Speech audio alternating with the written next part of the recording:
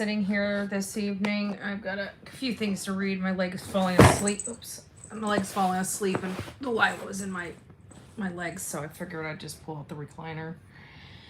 Anyways, we have a lot of stuff that we have not talked about related to the Sebastian Rogers case and what's been going on with the Sebastian Rogers case. All day yesterday we took up pretty much for Trump. Today I've been working on legal paperwork and a lot of stuff here on the home front, plus taking care of this rambunctious bundle of joy.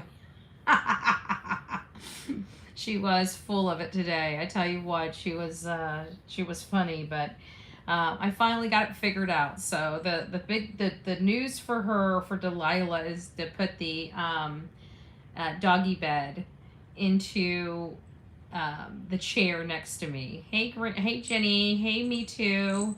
Me and you, Chaos, Sheena, Outer Banks. It's nice to see you. Kendra, Linda, it's nice to see you guys. I hope everybody's doing wonderful this afternoon, this evening. Happy Monday, happy Manic Monday. I've been working literally all day. I'm absolutely, utterly exhausted. I've been watching a lot of the stuff related to Trump. And, I just been listening to that pretty much all day while I've been doing paperwork. And been taking care of this rascal right here. There she is. We finally got the living room cleaned up. She actually did pretty good with the vacuum cleaner. The first time I had her in the room when I vacuumed.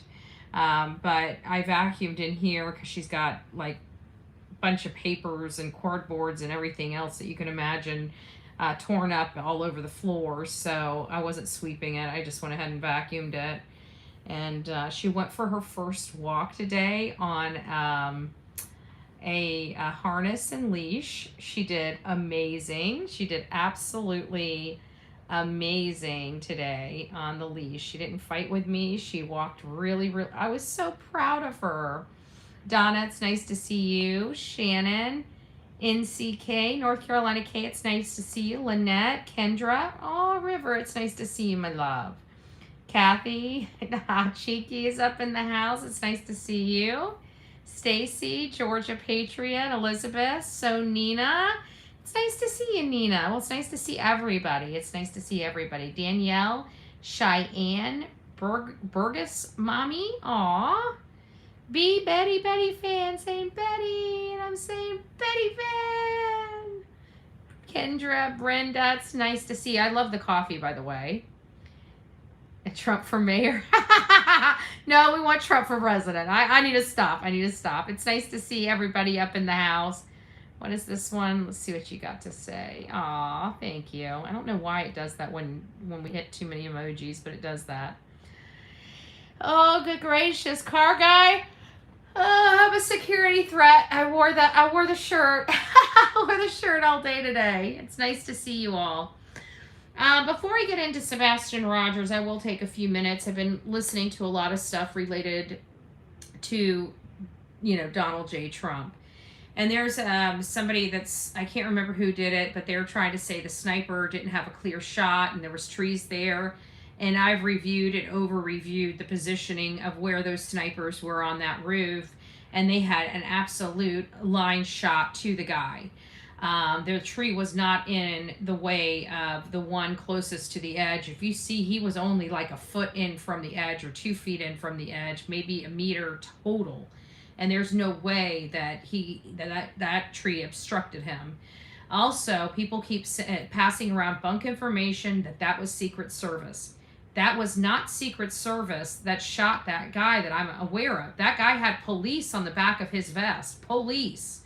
Secret Service has Secret Service on the back of their vests. So, I mean, they have Secret Service. Secret Service from regular law enforcement out there. They're very well designated. You can see it on their shirts and everything like that. And so Secret Service does not ask permission to unalive a person that has a gun pointed in the direction of the president or the former president. They don't ask permission. They take you out. All that's done with. This was going on, and I think it was something like 4 minutes, 2 to 4 minutes that absolutely passed before that guy was executed. They had him in his sights, and from what I'm hearing is the guy that was on the roof was waiting for clearance to take the shot. Now, I'm sorry.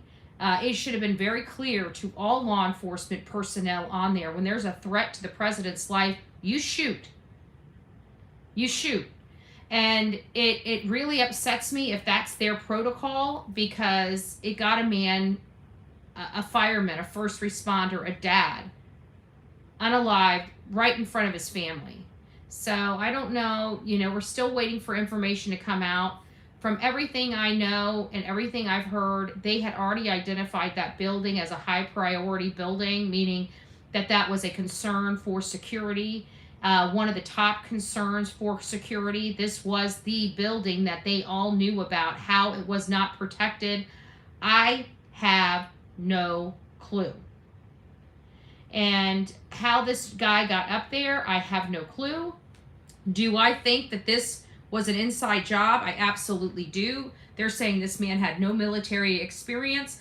I disagree. Somebody trained that boy. And if you do not believe me, I want you to go back and watch the footage of where he's scaling the building and how he's maneuvering on top of that building. He is absolutely performing some moves, laying low, jumping from, he knew what he was doing up there. Oh, it's definitely not staged. There's no way that was staged. A man is gone. When you have a staged situation, everybody walks away alive. Okay? We've got a man that is deceased and three other people wounded. Okay? We have the former president of the United States, and we have 2 other victims. So a staged attack, nobody dies. No real blood. It's staged. Okay? This is not staged. And I'm sick and tired, and I have to agree with one of the commentators, and it was on Fox News, about, this attempted, this was not an attempted assassination. Somebody was assassinated. It was just not the right mark. This was not an attempted assassination. This was an assassination. So it is very problematic for me. I don't like the fact that they are still stating the wrong things when it comes to this.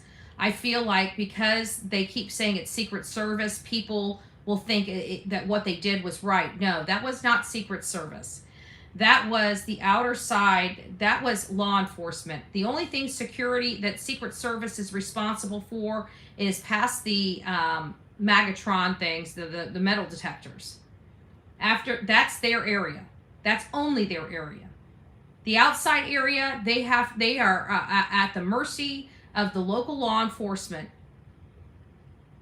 So we're looking at Pennsylvania right now. I'm looking at Pennsylvania. And I'm looking at their local law enforcement at this moment. But this idea that they're telling us that this man was not military trained, not on the record he wasn't. Not on the record. Somebody got to that boy. Or he played video games, war games, and learned some maneuvers on there, because I'm telling you, these games are becoming simulators.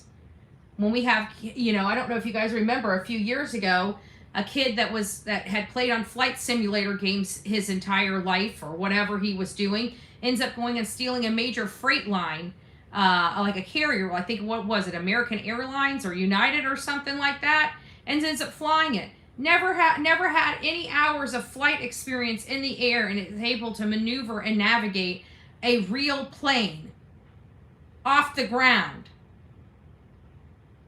It's getting too much. So it's one of two things, but I know that there are organizations we don't know about in this country, okay? And they scout out their agents just like everybody else does. And this is a loner. This is a guy that's very, very, very smart. Engineer mind, okay? An amazing, bright individual, okay? This kid was not dumb. He was bullied. He was picked on. He felt less than. They wouldn't even let they wouldn't even let them in their school shooting organization. You know what I'm saying? They wouldn't even let him. They said he shot too bad. It's awfully amazing that in high school he couldn't shoot worth a crap, yet he goes to a shooting range. Who did he meet at that shooting range?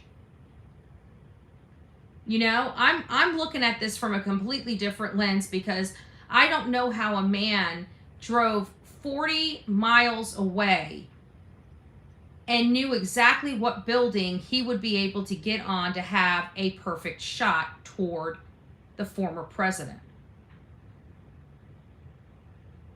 That's the problem I'm having with this whole story.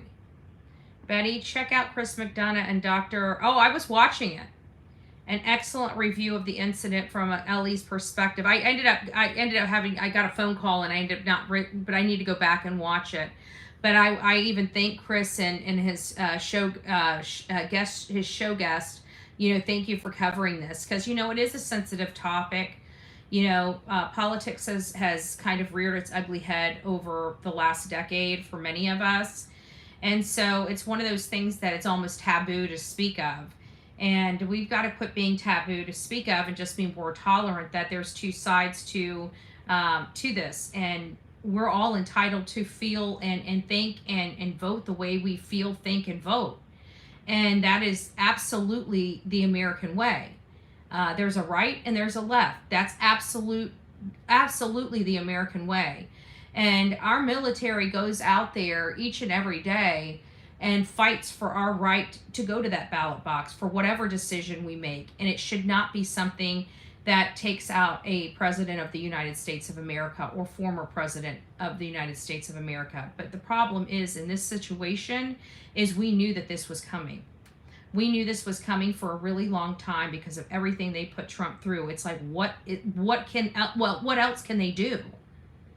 So this idea or this illusion that I believe that this is just a lone sicko that just climbed up on a roof and took a shot. No, I do not. There is no way that should have ever happened. There is no way in hell that anybody should have been that close with a rifle to the president or former president of the United States. It is impossible. But it happened. So I don't want anybody saying that this is just a lone wolf or he had no connections. If there's no evidence, that is evidence. That means somebody got to him, belly to belly. That means he had a drop-off point. That means he had a place that he was meeting somebody, or a notes being stuck under seats or benches or park benches. We heard from the neighbors that he took frequent walks around his block by himself. Who was he meeting? I know how this shit works. So I don't care what's on his phone. If there's nothing on his phone, I do not believe that this was a lone wolf with no help.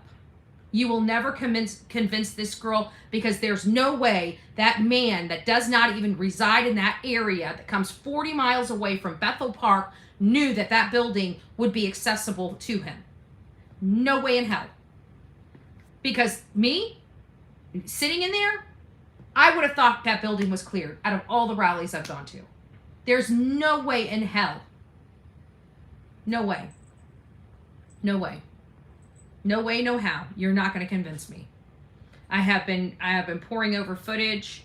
I have been looking, because, these were my friends. And you bet your butt, if I'm going to do this for strangers, I'm darn going to do it for my friends. And I've looked through a lot of stuff, and it just ain't right. It just ain't right. Thank you, Muddy Paws, for that. No evidence is evidence when there is always some evidence. Exactly, because that's one of the reasons why I have problems with the whole Sebastian Rogers. Thank you, Jen. God bless you. Hey, Jenna, it's nice to see you. And everybody else that I didn't get a chance to say hi, thanks for coming in. Don't forget to hit the like button. Let us know what your number is, where you're from, what your temperature is. Say hi to the crowd. Hey, Brown Chicken, it's nice to see you. Thank you, it's me. Oh, thank you so much. It's me, Jen. Aw, passing the love around. I'm happy you wasn't there at the time.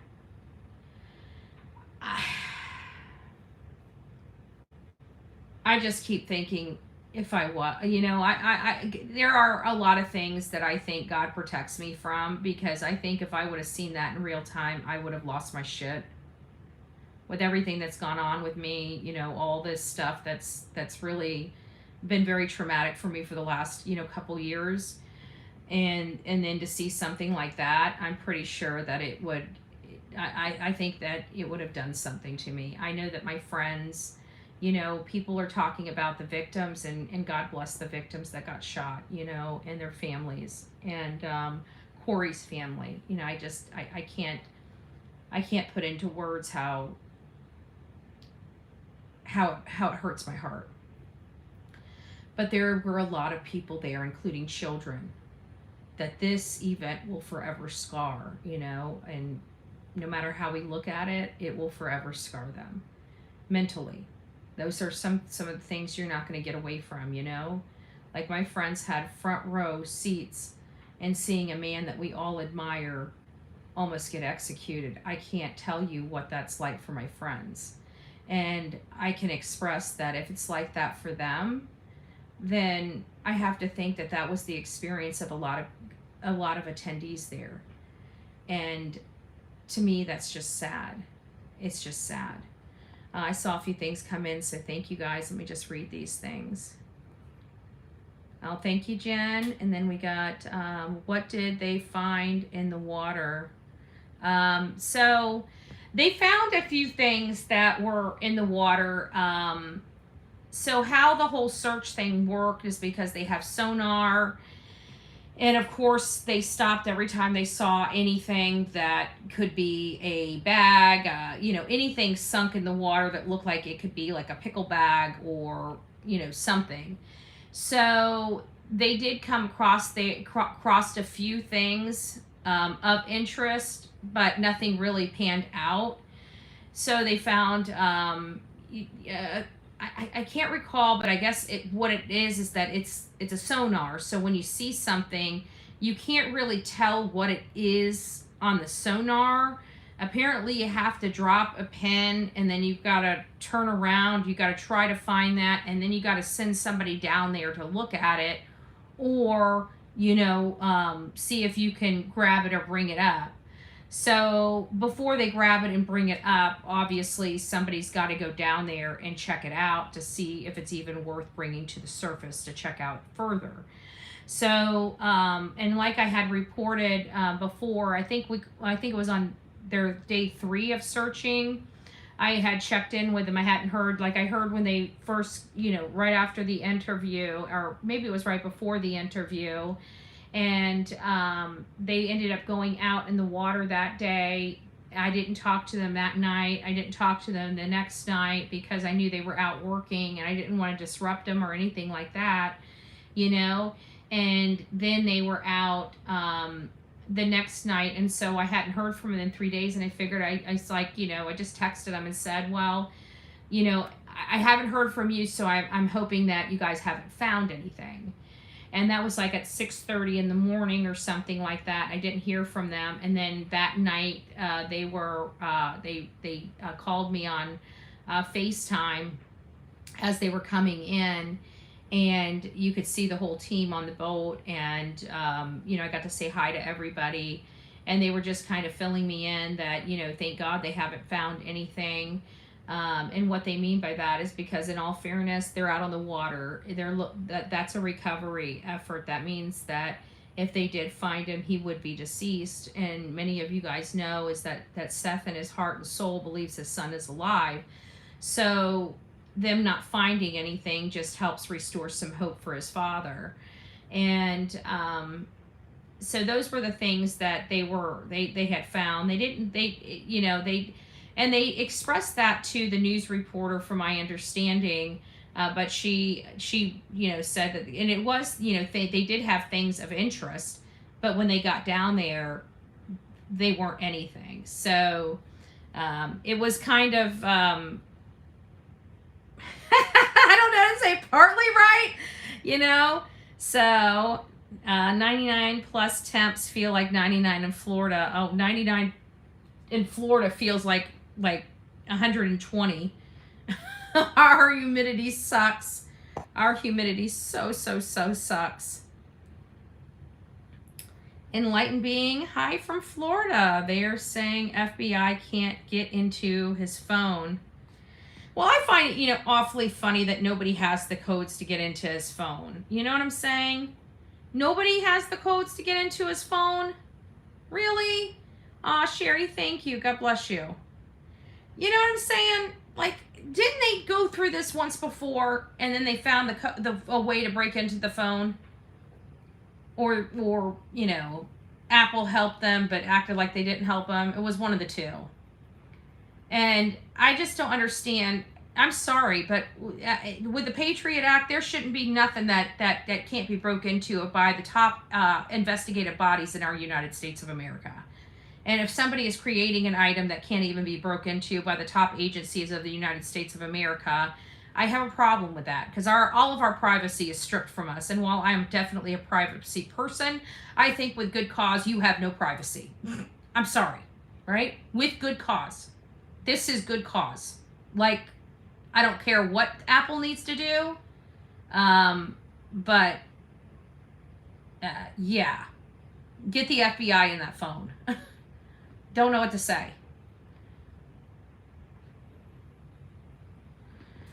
That was a farm show complex. His school background and activities might have been the reason he knew the place. Research will need to be done. Yeah, I mean, there's probably, thank you, Georgia Patriot Girl. 5 Bullhorn Betty memberships to Georgia Patriot, or from Georgia Patriot, rather. If you guys received it, don't forget to say thank you. Oh, I can see who got them on this side. When I'm on StreamYard, I can't see them. So River, Rhonda, Tina, Kathy. What's 1, 2, 3, 4? I don't see the 5th person. Well, what the heck? Maybe it was somebody that wasn't here that got an email. Maybe that's what it is. So if you got your Bullhorn Betty membership, don't forget to say thank you to the people that did that. Who did Jen goes to? Oh, that's right, Be Betty. Oh, that's so sweet. That's so sweet. Thank you. Hi, Betty Mods. Hey, Eileen. Or is it Elaine? Is it Elaine? Elaine or Eileen? Eileen? I'm so sorry. I'm so bad with my hooked on phonics. My hooked on phonics is broken. That's my excuse. I'm sticking to it. Hi, Betty Mods chat.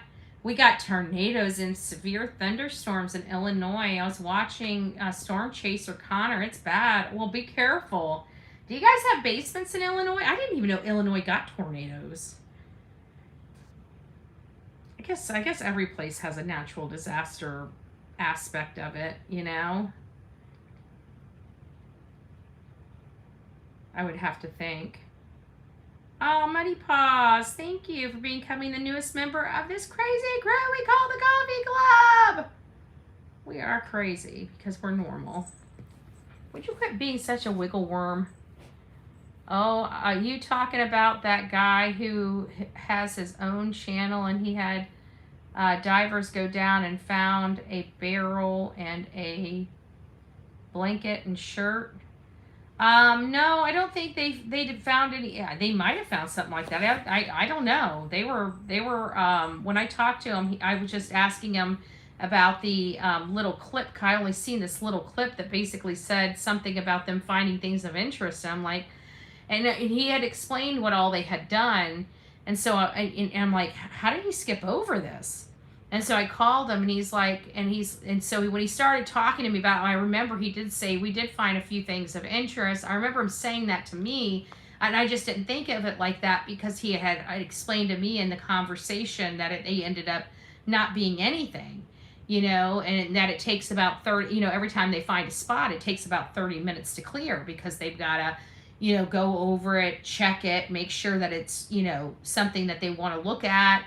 And if they can't determine what it is on the sonar or the live scope, then they got to send somebody down there to physically check it. And so that's what was being done. So there were things that they found, Just nothing that panned out. And that was to, Seth's advantage. Yeah, Karen's saying keep your phone charged. And make sure you have, like, if you've got like if you have a tub or something and have a twin mattress, it probably wouldn't hurt for you to at least get that mattress set up in the bathroom, so you can just throw yourself in the tub and throw the mattress on top of you if you need to. The mattress is there because if things start falling on you, the tub's for the safest place there. And if you're in a hurricane, you're supposed to go to the room that has no windows. Ouch, leg itches. It's okay, I'm just itching my leg. You itch your leg all the time. Why are you being so she is just, look at this. She's just out. She pops her head up every now and then and she's just out. She cracks me up.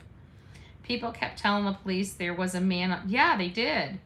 I was watching Popcorn Planet. He did a little thing on Popcorn Planet, and he's timing it. Like,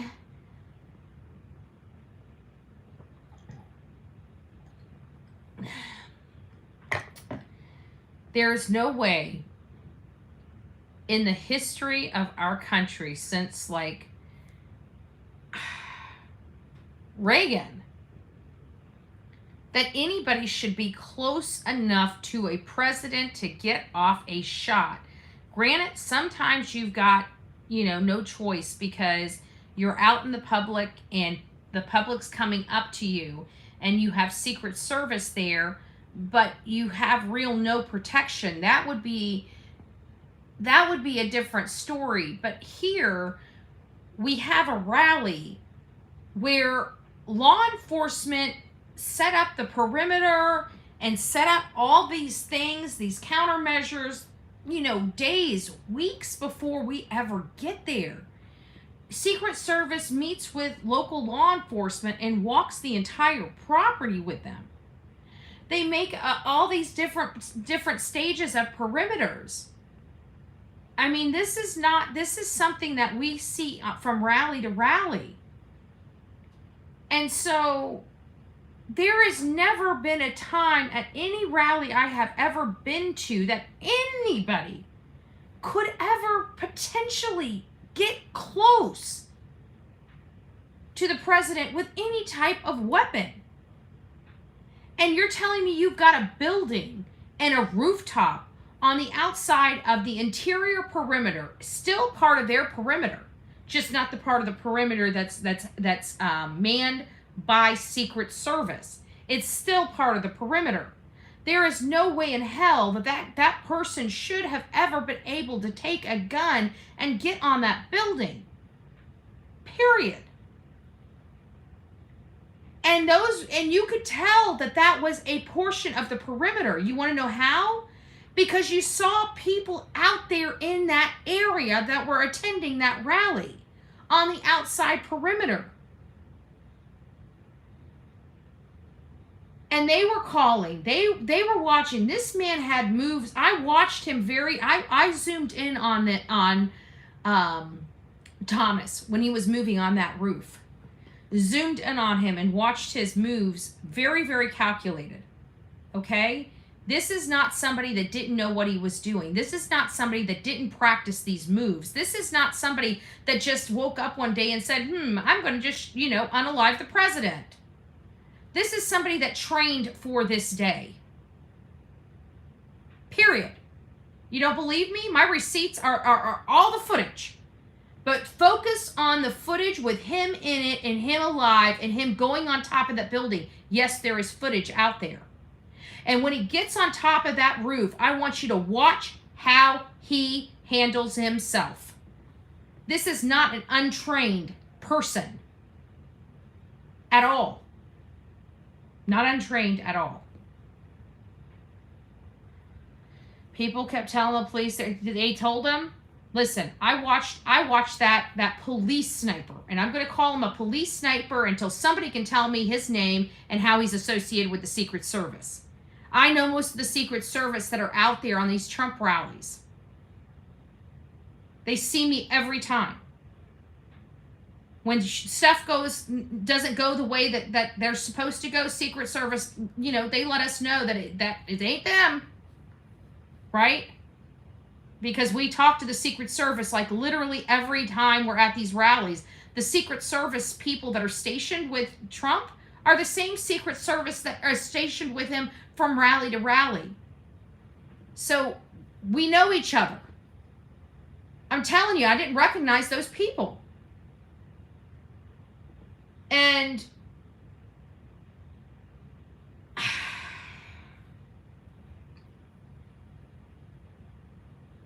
I really don't know how that man got on that roof.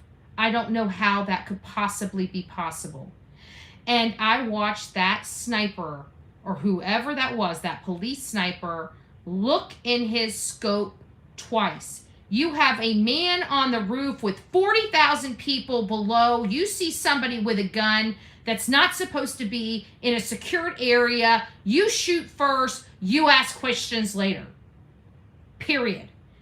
A person is on the roof with a gun. There's no reason why anybody should be on the roof with a gun. That person should have never been able to get off one shot. Not one shot. But anyways, we got to turn this over. Oh, Renee, thanks. Oh, you're welcome. And I just want to tell you that that Bryn has, I went through it on the Bullhorn Betty crime stories. I just wanted to give a shout out to Ren. Thank you, thank you, thank you for all the wonderful little gifts for Delilah and myself. It was much appreciated. Weird, I had to refresh it to start moving again. Yes, sometimes it gets stuck. Sometimes it gets stuck. All right, guys. So what we got going on here, Sebastian. Oh, thank you, Lady Dragon. Did you just buy two? Why does it say welcome Lady Dragon twice? That's weird. But thank you. Hopefully you didn't do twice. They had Secret Service in one building and not the other. Possibly, but I saw the one that I saw look through his scope had police on the back of his vest, not Secret Service. And usually the Secret Service have a patch on the front that says Secret Service. You can identify which organization. When you're on the ground, a lot of the uniforms look the same, but you have to look at the badges, and the badges usually tell you whether they're the police, the sheriff, Secret Service, or private security. So Trump has private security sometimes as well on the grounds. So we have all of those things. But I can tell you, you know what? When Trump had private security, we didn't have any issues. I love Colorado Security Company. I'm sorry, I do. I love the guys. They're tough. They don't take any BS. But they also know how to be nice, sweet, and respectful to the people there. They make they don't make you feel so intimidated when they're around. I mean, they're big guys. They would intimidate somebody, but they're nice guys. They're nice guys until they don't have to be. They try to be chill, but they keep things tight. There is no BS when Colorado security is on the scene. I'm sorry, there just isn't.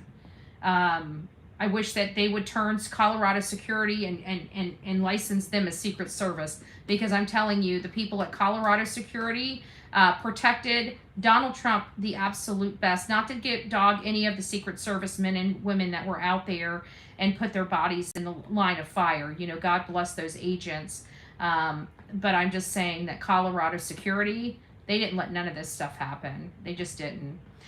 Sebastian Rogers is a 15-year-old autistic boy that disappeared from his home in Hendersonville, Tennessee, and has not been seen or heard from since. We all know that Chris and Katie's story does not add up, and I know that there's a lot of people that want us to, that wants to run interference, cause distraction, tell you to look over here instead of over there. And at the end of the day, the story of the parents doesn't make sense. The motive means an opportunity, start and end with Katie and Chris Proudfoot. It is my belief, based on the information that we have so far, the limited information we have so far, that Sebastian did not, in fact, willingly walk out the front door. Do I believe he disappeared from that home between 12 a.m. and 6 a.m.? Yes, I do. but I have more precisely predicted that he left that house more in line with the timestamp of about 3:30 to 4 a.m. in the morning. That's when we see the light phenomenons. I'm starting to hear and see that people are working with filters and other things and blowing up the photos and everything like that. And I am very thankful that they are starting to do that. The problem is without seeing the process, it's, in people that manipulate photos, it's hard to know what fact is from fiction. So I am going to try my best to mimic the work to see if I can produce the same results. And if I can mimic the work and produce the same results, then we've got winner, winner, chicken dinner. What do I mean? It sounds like there is a gal out there that was able to enhance the image so much so that you see a shadow, a body around one of the light sources. And this is amazing if true. I always have to caution myself because we know how manipulating and manipulative those images, predominantly images, can be. We have some graphic designers that can do it in videos. We've seen that great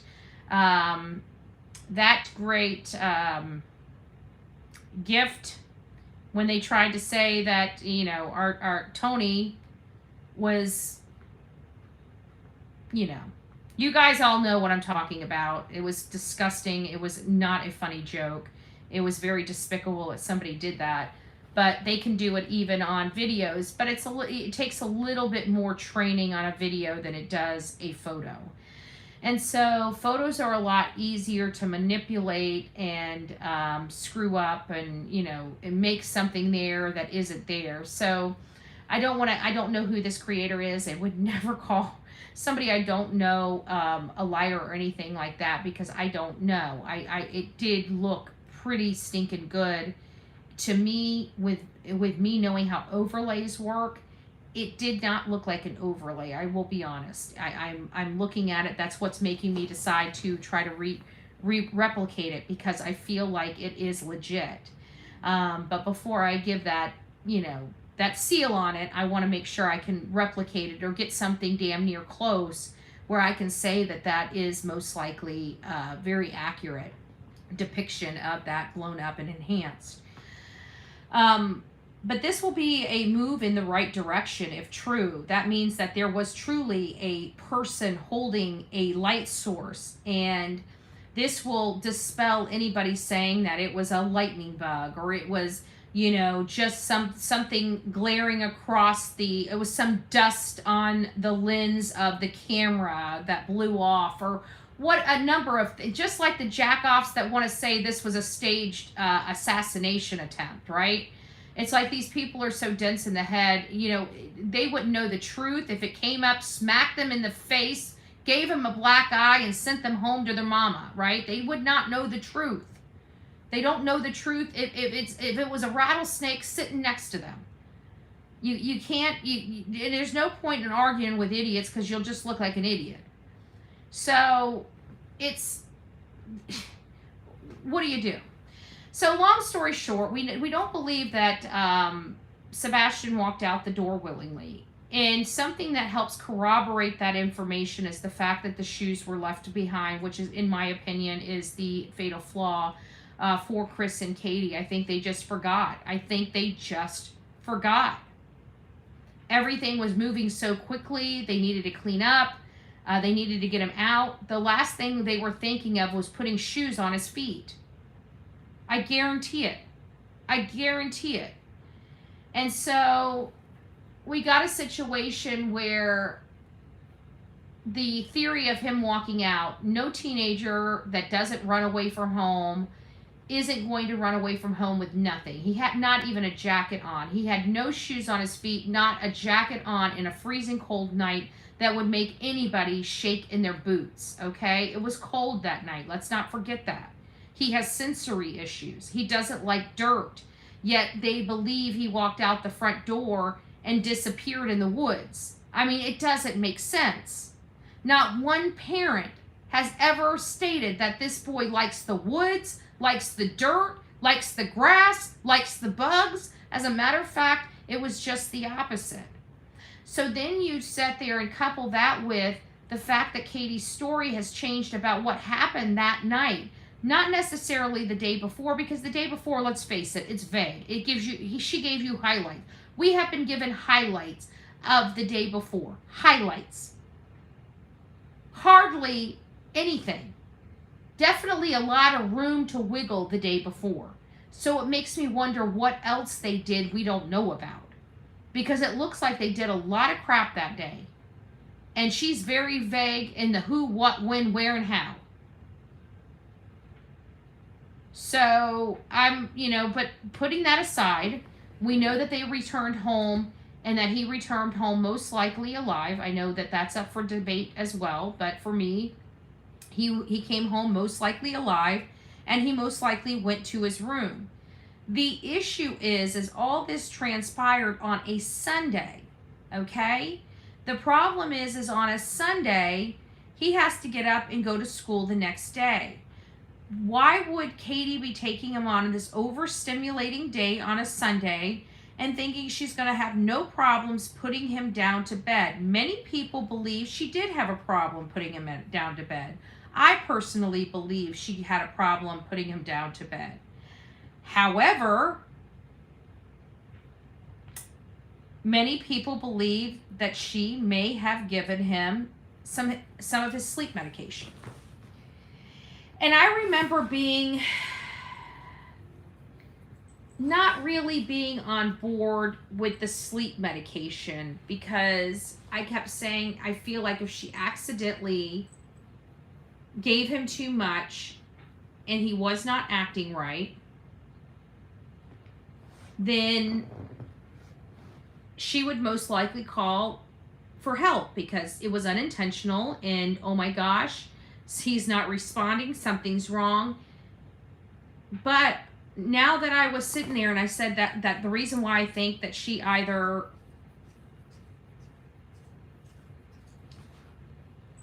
hit him, shoved him where his head hit really hard and unalived him, or she strangled him.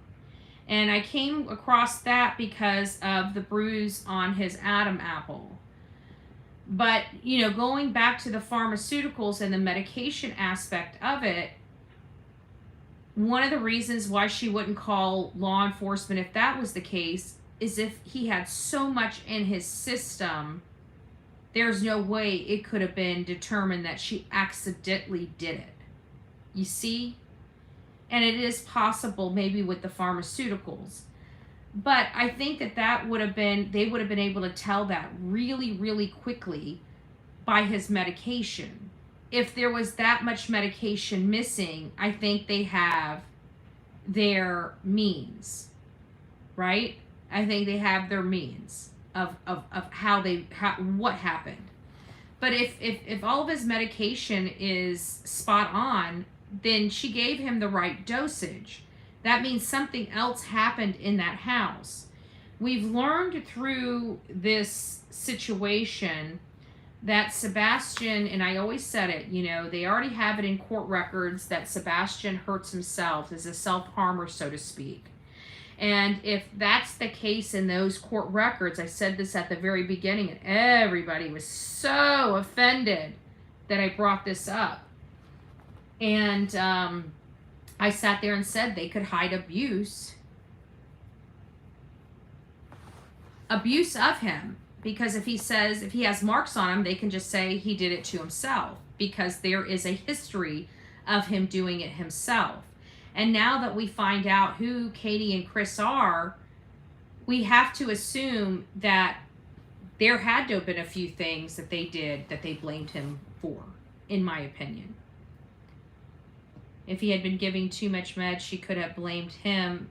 That's true too, baby duck.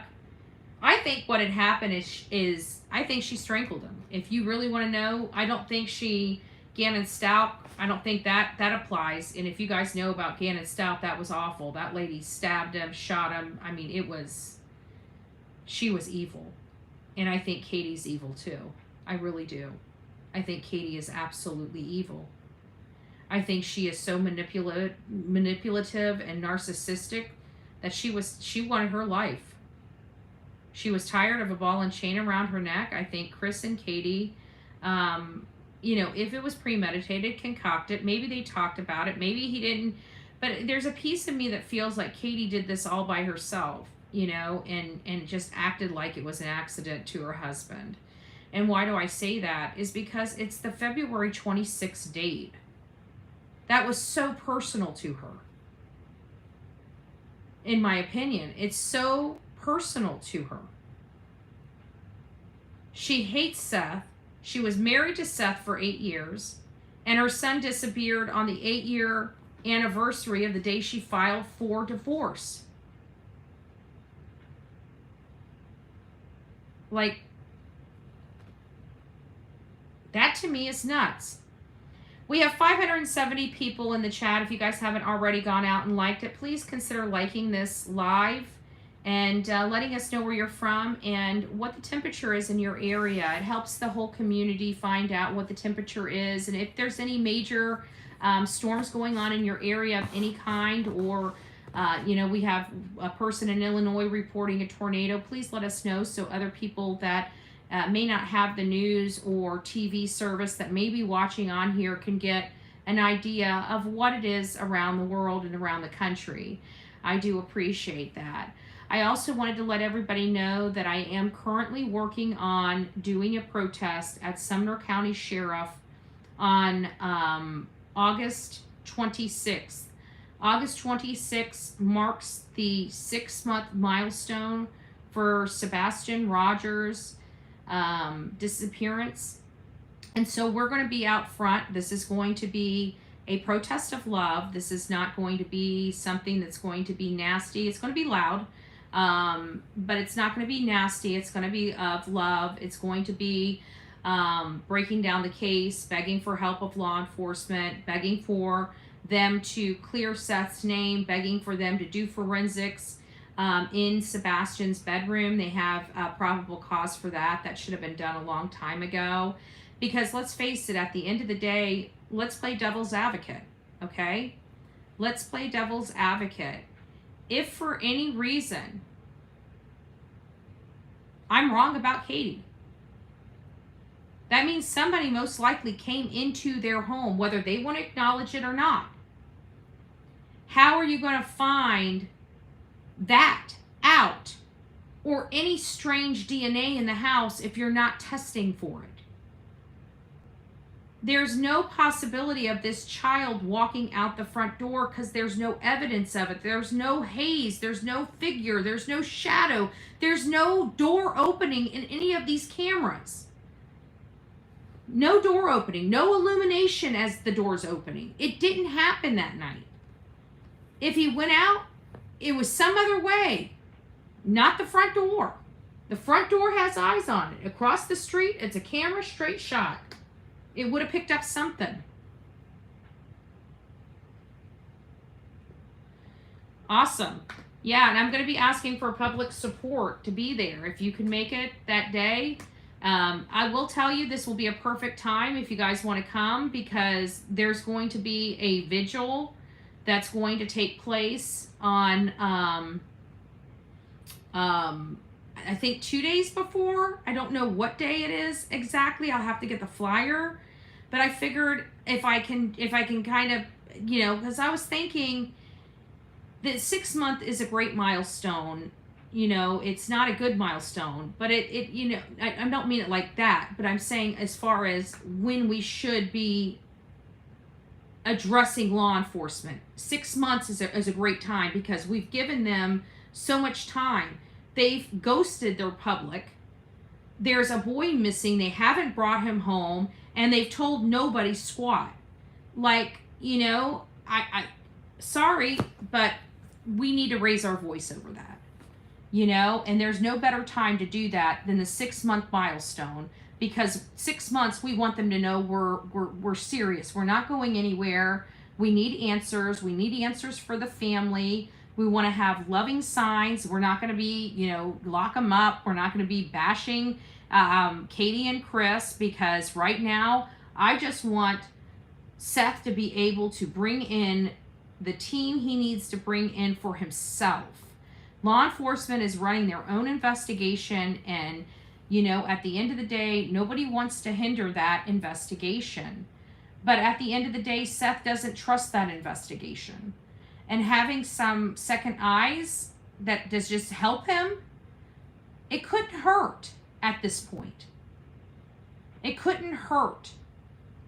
We would like law enforcement to be a little more communicative to him and communicate things with him. And that's not really, we want to know, is there going to be,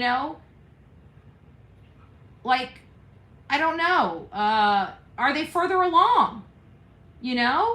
Are they further along?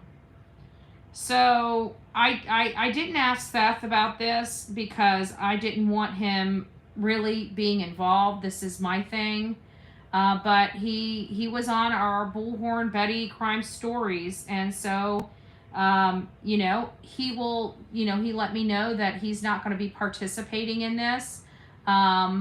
And so I perfectly understand, we're there to do a job. I'm there to raise a voice. I'm there to have my voice heard. Hopefully that is, representative of Sebastian's voice.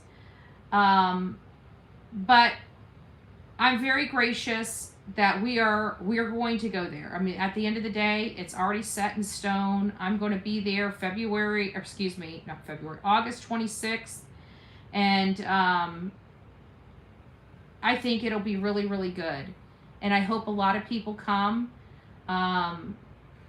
Seth said he absolutely, he appreciates everything I'm doing, but, obviously this is something he's going to do the vigil, and he does not want to be a participant in the protest, but he completely supports me. So I don't want people thinking that, because I know the hate channels are going to be going crazy over it. He just can't. He can't be a part of it.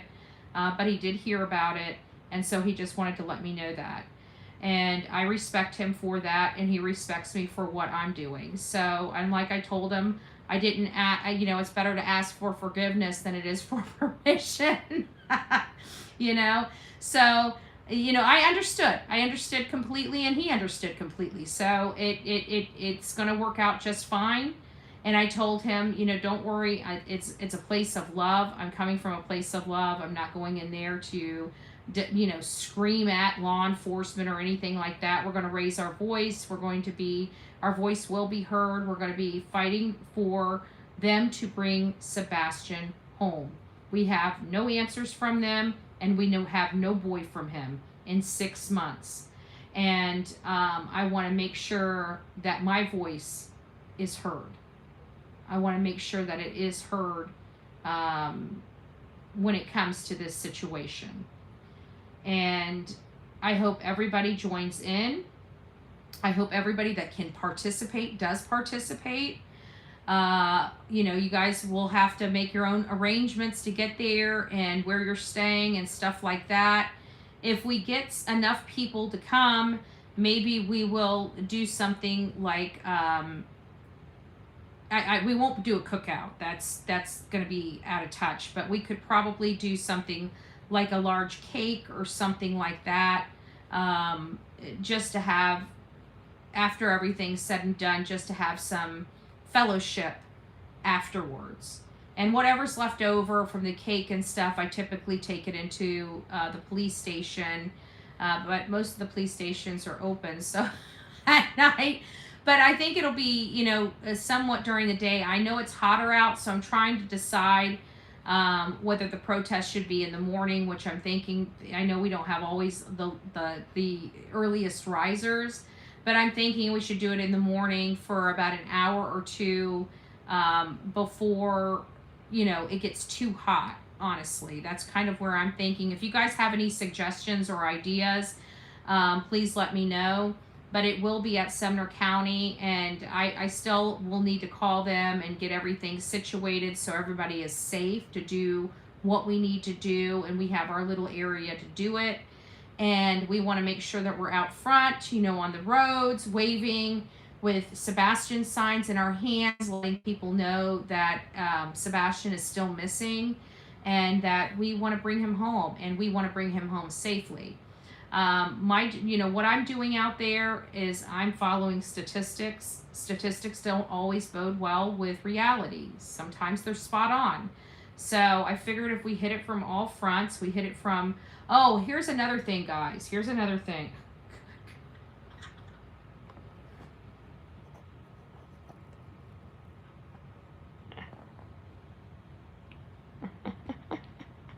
She's so funny. Look at how she's.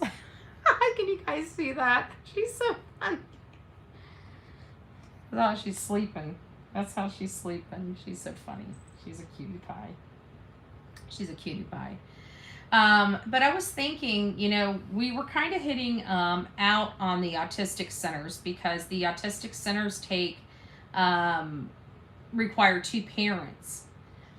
But I had learned that the mental facilities, on the other hand, it only takes the custodial parent to put them in there, and they're not required to tell the other parent anything, and they're not required to tell anybody anything. So we might want to look at that aspect too. Maybe we need to use the same script we use for the autistic centers to call some of the mental health facilities, the inpatient mental health facilities, and just let them know, please go to the computer, see if you've got somebody in here. The FBI, TBI, and law enforcement has been looking to find out where this boy is. If you have him in your possession, custody, and control, please reach out to your local law enforcement or local FBI branch, or call 1-800-TBI-FIND. That might need to be our new script, and we might need to start calling the mental hospitals or the inpatient, any type of, it sounds awful, but like asylum type of stuff. Again, Seth really does believe his son is out there, and he's told me and expressed to me many times he just needs to bring his son home. His son is his world. He lives, breathes, and I mean, he moved to Clarksville to be closer to his son.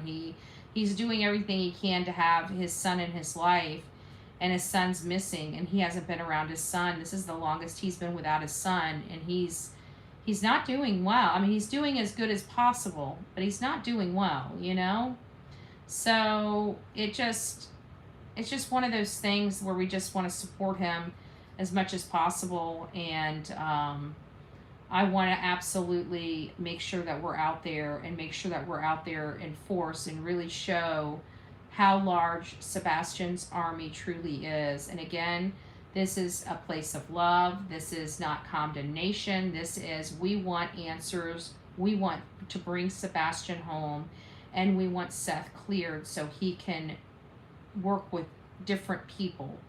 And he has an amazing resource that he can use, but he can't use it until he's cleared. And I feel like he's not being cleared because of strategy, because they don't want to focus or have the world focusing on 2 people. At the end of the day, that's not Seth's problem. Seth's problem is his son's missing. And law enforcement in their investigation isn't his problem. Him being cleared because he didn't do anything to his son, and being able to work with a man that has cleared or worked 300 homicide cases like Chris McDonough, that matters to Seth Rogers. That matters to Seth Rogers. And why law enforcement would not want to utilize a resource like that is beyond me. He has to believe his son is alive to keep himself going. I'm worried about Seth if Sebastian is no longer with us. I think we all will be, I think we all will be very concerned about Seth, and all I can tell Seth to do is just keep his strength, If this is what he needs to keep himself going, he's going. And you know what? At the end of the day, he's going to find his son. I truly believe he's going to find his son. And now the condition, I don't know. but I've never seen a man work so hard. You know, I really haven't.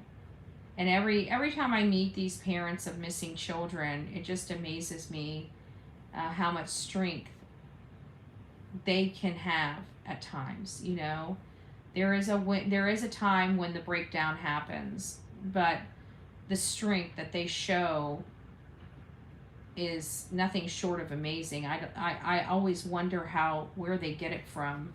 And I always try to tell them, you know, you need to slow down. You need to take this, you need to take it easy. You need to, you know, keep your strength up, because as time goes on, and I'm right about this because I've seen it so many times, as time goes on, they lose strength, and then they're sleep deprived, and they just at times can go overboard, you know.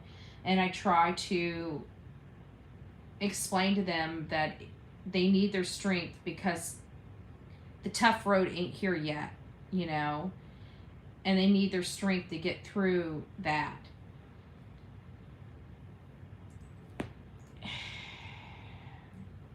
It's hard because I feel like I watched Seth burn his candle at both ends, and that's the hardest part of it.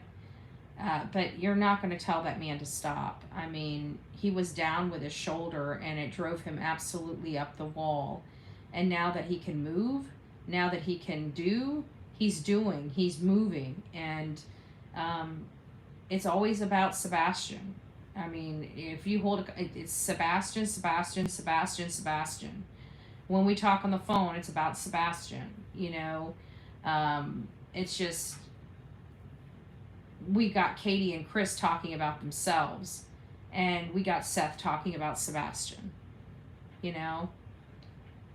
We got Seth searching for Sebastian. We've got a mother and a stepfather where this child resided and lived up to the date of his disappearance under a frickin' rock.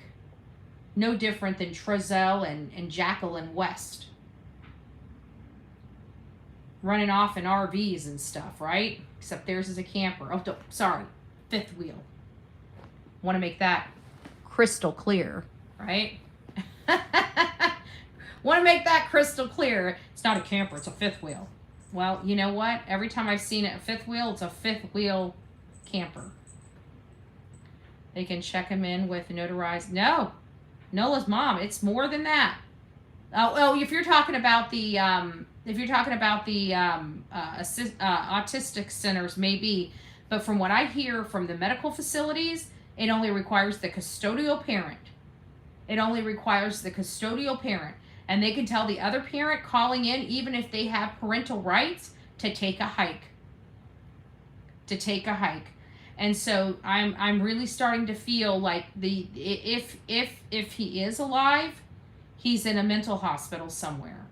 And if that's the case, we need to be hitting those. We need to be putting all these mental hospitals on notice that there is a possibility that they may or may not have a child matching the description of Sebastian Rogers in their possession, custody, and control. But here's the kicker.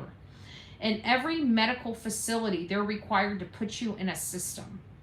And whether there's HIPAA or not, they're required to put you in a system for a reason. Okay? Again, Patriot Act. And no matter what you think's going on behind the scenes, they can see your social security number attached to this, attached to that, just like they're able to pull your medications. So medical facilities, in my opinion, I think they're required. I'll have to look into that. I've never gotten into a situation where somebody, like a Micah Miller situation, it's him leaving without shoes or anything, though. If he went to a medical facility and his mom was sending him there, it seems like she would have packed him a bag of something. Packed him a bag of something. It just doesn't make sense that he's anywhere other than where he was supposed to be, in his room, which he's not. I don't know. I'm listening and multitasking to Sunny of all for joy. Multitasking Sunny all for join. Oh, I think you meant thank you all for joining. Yogi, I'm so sorry for your loss, sweetheart. What? I miss it. Oh, hey Abigail, it's nice to see you, my love. I finally get to see you or see your name in person. I'm so sorry about that, by the way. I didn't see. Yogi, I don't see your post, but whatever you're going through. Oh, losing my child was the hardest thing I ever experienced. I keep praying and asking for strength. Aw. I'm sorry, Yogi. Yeah, that's got to be difficult. It is difficult, you know.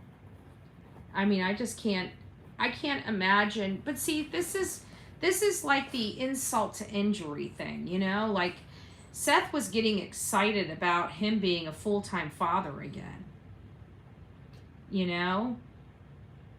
And he was getting ready to prepare his home to have his son come live with him full-time, which it sounds like to me he was like really excited about. Like he didn't waste any time to start getting stuff to get him enrolled and talking about different online schools and, you know, whether to go to school or not go to school, you know, just the normal stuff, you know. But it seemed like he jumped right into action. That tells me he was excited.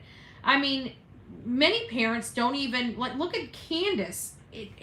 She says Summer was enrolled in school. I don't know if that was ever confirmed or not.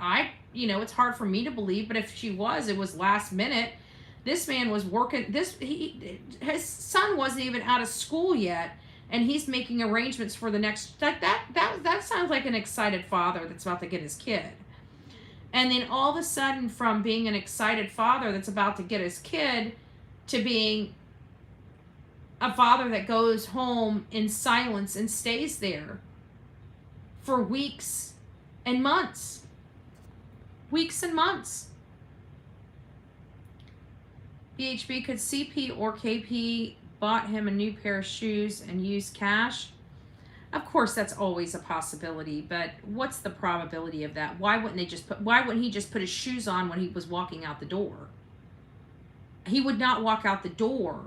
Even if coerced out the door or coaxed out the door, he would stop and put his shoes on. He would have to put his shoes on before he left the house. That's the problem. You know? At least my understanding anyways, you know? I was watching Justin yesterday or something, and he said he has one question that he would like a neighbor to answer. Did Katie turn on Sebastian's light when she went to wake him up? Still dark at the time. Amazing question. Amazing question. Interesting question.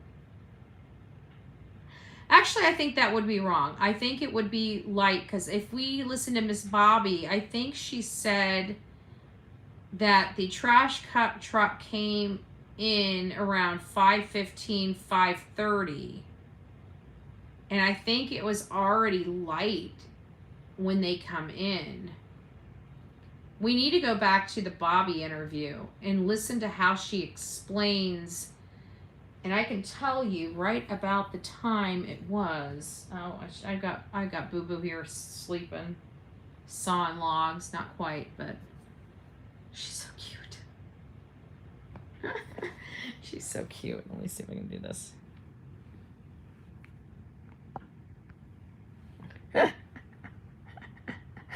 She's so cute. She looks like a little mouse. She's out. She's just out. She's just like in between my legs, just passed out. Summer, I only heard about going to church classes. We never heard from Summer's teachers, if I remember. Well, I think the only teacher she had, because she wasn't in school yet, was oh, good gracious. What was that lady that was just always so kind and everything, and everybody thought she snatched, like, I can't believe people thought this church lady, like, she's the nicest person in the world. She's not a child snatcher, but it went around. I forget her name, but she was nice. She doesn't like me, but that's okay. I don't think she doesn't not like me. But she was really nice. I can't remember her name though. Laura, with the shoes, how does Ellie know what shoes he had outside of KP's mouth? She could have lied about it, but why? I pray hard for Seth. He gets answers soon. So do I. I don't know what. They lied about everything. Like, literally everything. Just an idea. I think they need to look more into the guy that builds houses. His office burnt. Wasn't that after they took his laptop to check it because Sebastian may have been on it Friday? That whole story, I don't know about. I've never heard about that. Honestly, I haven't heard about anything. And Danny, honestly, his laptop would have been most likely turned over to law enforcement because of the connection to the family. Maybe to see, maybe there was something on somebody's device that said, we need to get a warrant. We don't know what kind of warrants they pulled, for devices and electronics and everything like that. But my question is, why have they never done forensics, and how are they going to find something? And people are like, what can they find with forensics? His DNA is already all over the house. And it's like, they're not looking for DNA. They're looking for microscopic evidence that can support evidence of a crime. For example, if she strangled him, okay, just hypothetically, if that happened, whenever he stopped breathing and everything stopped and he was deceased, all of his muscles would let go. They don't atrophy. That comes later when rigor mortis sets in. And your bodily fluids seep. It comes out of you. Everything comes out of you, okay? You have no muscles in the backside. You got no bladder muscles. Those muscles stop. So everything is just open and free flowing, if you get my drift. So that would be in a concentrated area. There's a lot of things that people can't see with the naked eye that these chemicals help identify.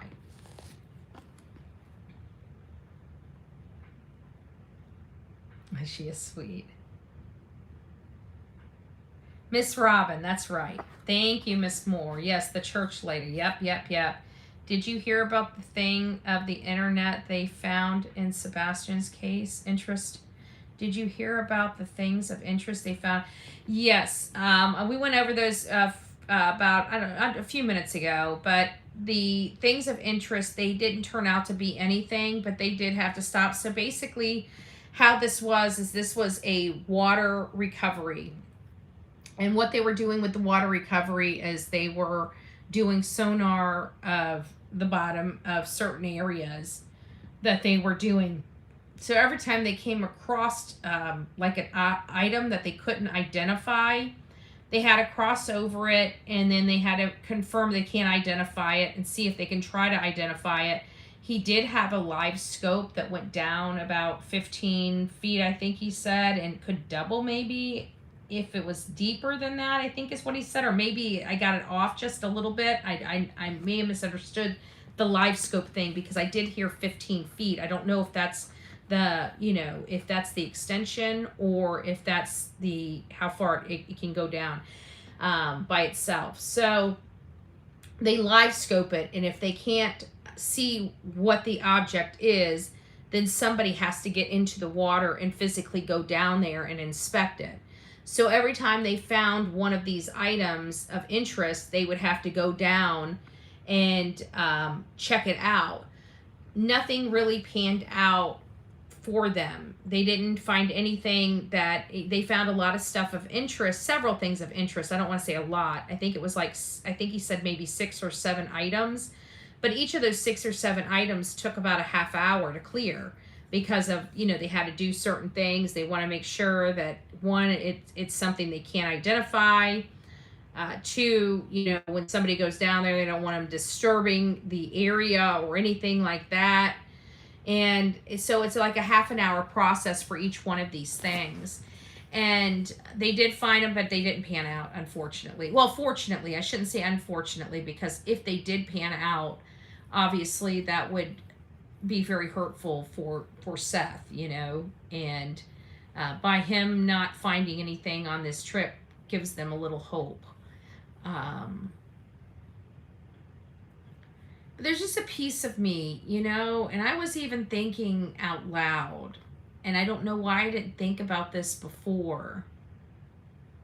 But I do believe, you know, we were looking at all the bridges that cross over waters and ponds and stuff like that, and I just really do believe that Sebastian is out there, and I do believe Chris did something with him, and it could be from very gruesome, detailed stuff. But what if, and I didn't think about this at first, but what if he, you know, everybody's talking about concrete.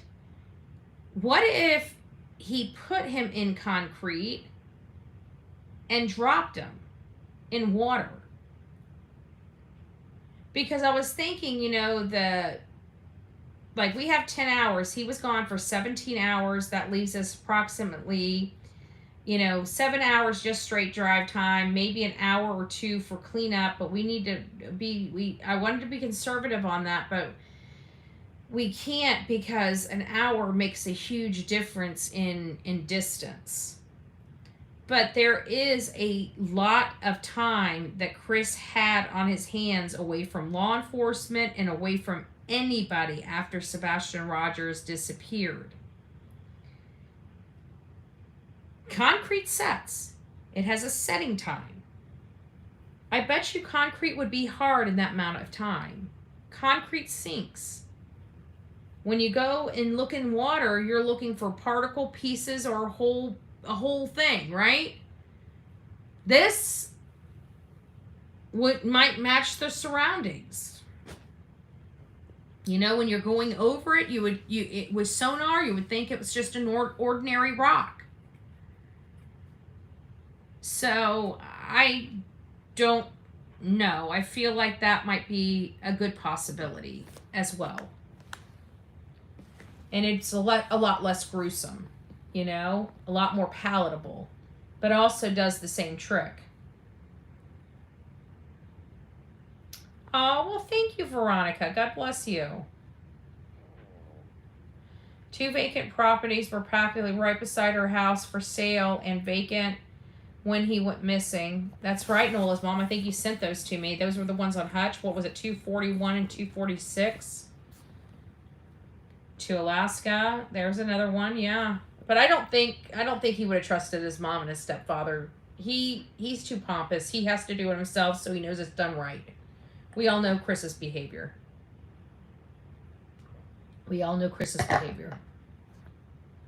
Nobody can do it better than he can do it. Daddy, has anybody thought about Sebastian just walking out the door and taking his own due to... No. No. That's not even a possibility in my mind, because people just don't wake up one day and decide that they want to unalive themselves. And how is he doing it? I mean, he's a smart boy, but he has the intellect of a younger kid. And so, for example, he can keep up with his schooling and grade at the same as the people of his age, but he's young in mind. So when he comes home, he plays with kid toys as opposed to toys for 15-year-olds and above. You know what I'm saying? I don't believe that. I don't think, just like I don't think he would have thought to run away, I don't think he would have thought to unalive himself. Honestly, I don't think that would ever cross that kid's mind. Honestly. I just don't.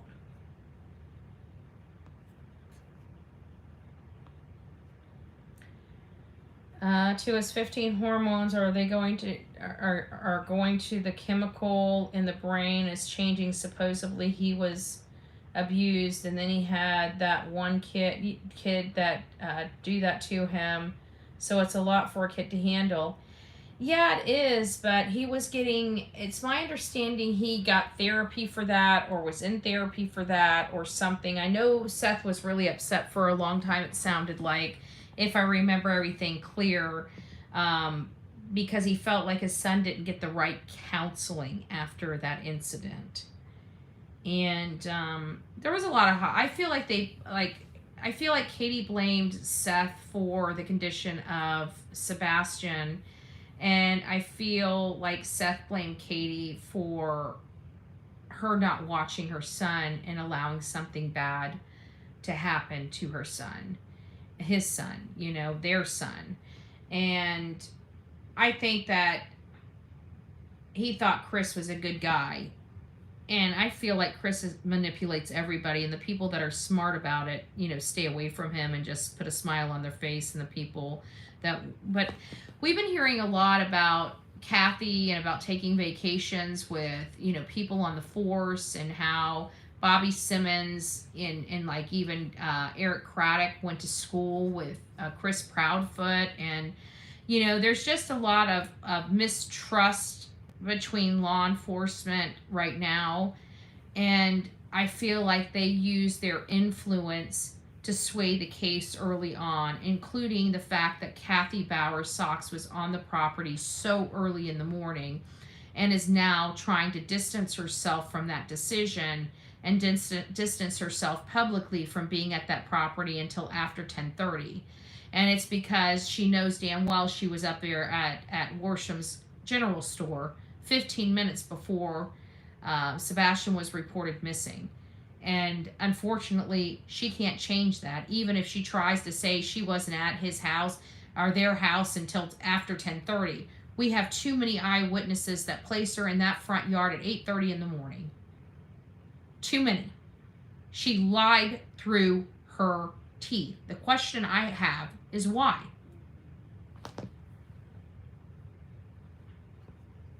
Are they trying to see how many of us are awake? How many of us are paying attention? How many of us are paying attention? Who did you tell to sit down and shut? Who did you tell? Who did you tell to shut up and sit down? Now sit down. Oh, their actions prove their guilt. Now sit down. Who's saying stuff? If my commentary, listen, guys, I'm gonna tell you right now, my commentary is anti Chris and Katie. So it is pro Seth in this matter. I know we're about Sebastian's army, but I'm sorry. At the end of the day, Chris and Katie got a lot of explaining to do. They're the ones running away. They're the ones that have bad. If that doesn't bode with what you think happened, like I try to deal with all perspectives, but you try to shove it down our face, you can get right out of my chat, because I want to make it very, very, very, very clear. I do not believe Chris and Katie did not do something to this boy. I want to make sure that that is crystal clear, that we think Chris had something to do with the disappearance of Sebastian. And I furthermore think that Katie Proudfoot absolutely did something to her son that hurt him. And if you don't believe that, that's fine. But don't come in here and start screaming at my chat. Don't scream at my chat. If you don't like what we're talking about over here, go to the channels that talk the way you like them to talk. Don't come over here poisoning my people, because you're too dense in the skull, okay? So, just saying. Just calm down.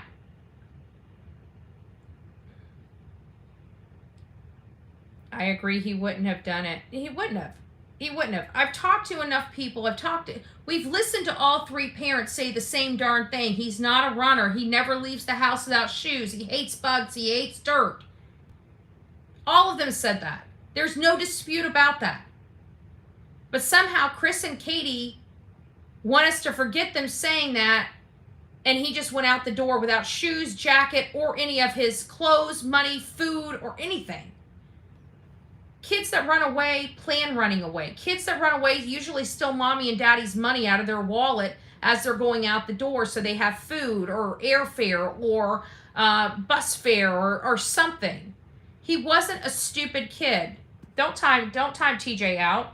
If TJ's being an asshole, block him. We have a zero tolerance policy. It is a privilege to be in this chat. Okay? If you can't handle your shit, then don't be here. But you don't get to run your mouth in my chat. This is my chat. It says Bullhorn Betty on this channel. Okay? If you want to have an opinion that goes opposite in mine, go build your channel, use your mouth, and have people listen. That's what I did.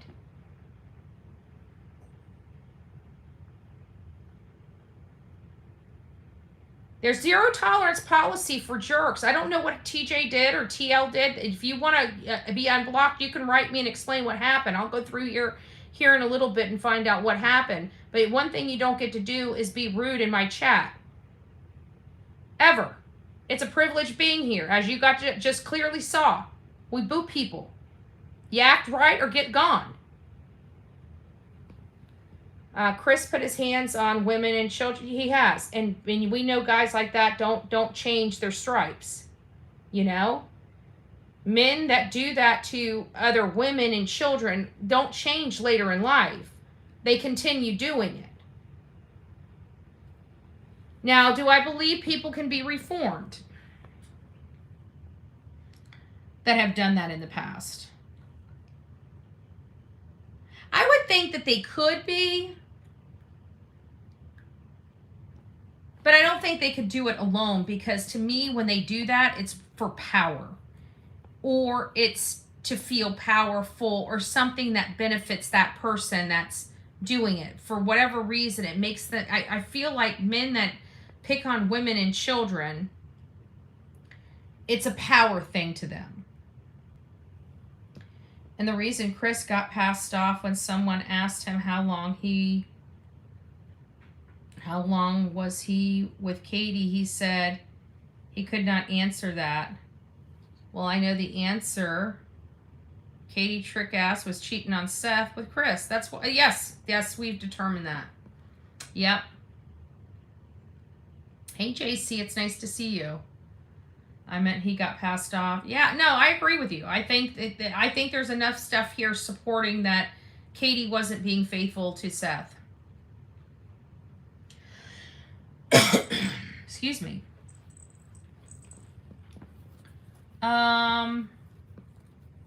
Exactly, that's the narcissistic in him. I think so.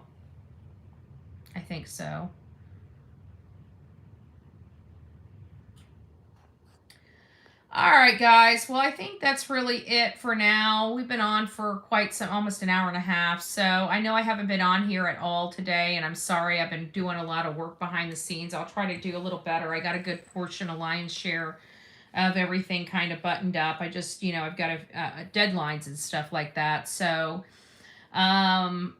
I'm going to just continue to work on that and continue to watch these cases. Hopefully we'll get some more information over the next 24 hours about the shooter, the assassin.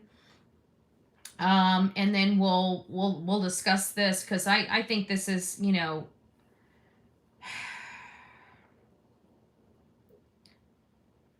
I just feel like if Trump didn't turn his head, he would have been gone. And that's something I can't even comprehend at this moment. So anyways, guys, good night. Say a prayer for our country. Say a prayer for our families. More importantly, say a prayer for yourself. Every day we have a choice to wake up on the right side of the bed and have a productive day and do things, do things right. Even if you were having not a good day the day before, you can choose to rise tomorrow morning and have a better day. Remember, your day is what you make of it. If you're upset or somebody pissed you off, I want you to listen to that statement. Somebody pissed you off. How can anybody piss you off, right? So let's just keep a positive mind thought and just stay positive. And let's say a prayer for Sebastian. Let's say a prayer for Seth, and let's say a prayer for everybody out there struggling this afternoon. Don't forget to be fearless. If you see something, say something. An ounce of prevention is worth a pound of cure. Until next time, please be safe, but more importantly, please be kind to one another. God bless and love you bunches. Oh, before I leave, let me just check one other thing. I always forget to check these. Let me just go through the sponsors of this evening. We got Muddy Paws saying check out Chris McDonough and Dr. Brucato. They did an excellent review of the incident, the shooter incident. Just Me Jen gifted one Bullhorn Betty membership. If you received that Bullhorn Betty membership, do not forget to say thank you. Natalie says, what did they find out about the water? Find in the water. They found a few things. Nothing really panned out.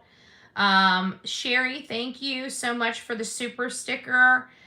Georgia Patriot gifted 5 Bullhorn Betty memberships.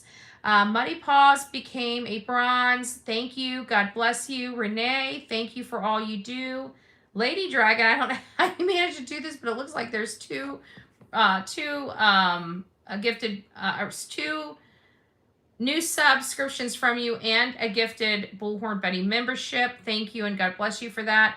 Lady Hawk and all the members that became a member tonight. Welcome to this crazy family.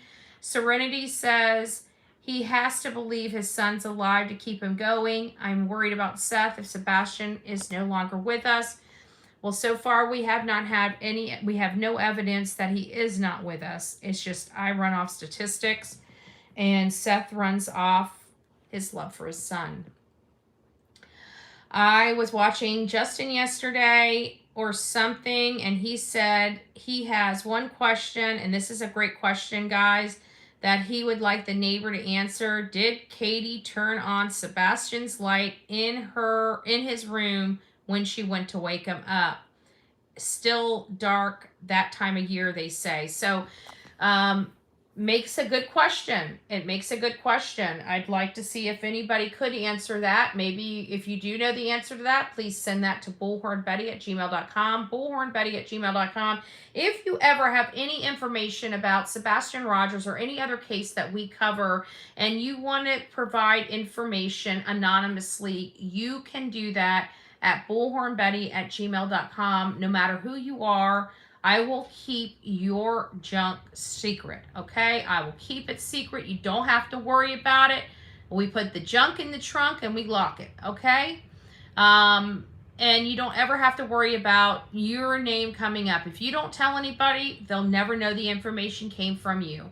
So if you've got something, you know the whereabouts of Sebastian or any of our other cases, and you just don't want to get involved, you can always reach out to bullhornbetty@gmail.com.